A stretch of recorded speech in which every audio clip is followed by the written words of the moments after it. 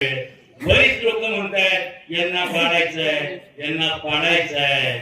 मला माहितीये माझी आई जानूबाई माझा भुजबाबा माझ्या माग आहे. त्यामुळं काय जरी झालं तर तो तुमचा पापी इरादा कधीच पूर्ण होणार नाही आणि हे कुकुरवाटातली माझी स्वाभिमानी जनता ते कधीच होऊन देणार नाही याचा मला सार्थ अभिमान आहे, सार्थ विश्वास आहे.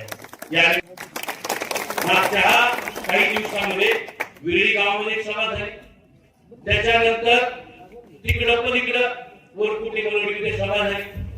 ती काही प्रचाराची सभा नव्हती. बोरीचा बार माहिती का तुम्हाला? आपल्या सातारा जिल्ह्यातच भरतो.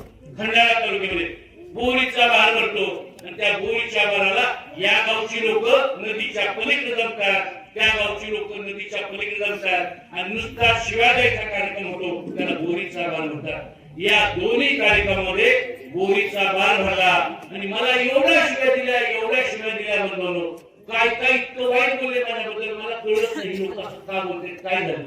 मी थोडा अभ्यास केला, थोडा विचार केला तर काय सांगत होते, अरे आम्ही 500 कोटीचं उद्घाटन करतोय, आम्ही 50 कोटीचं उद्घाटन करतोय आणि ह्यो 5 कोटीचं उद्घाटन करतोय.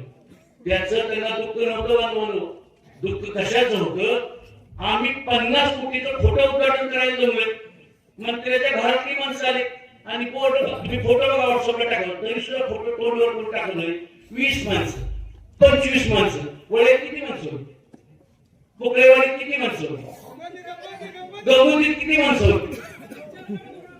त्या 20 माणसाच्या फोटो घेताना 4 गाड्या भरून आलेल्या आणि त्यामुळे त्यांचं दुःख काय होतं, अरे आम्ही 50 कोटीचा नारळ फोडते, इथं 25 माणसं जमणार आणि अनिल देसाई 5 लाखाचा नारळ फोडते, तरी इथं 250, 300, 500 लोक जमतायत. हे त्यांचं दुःख.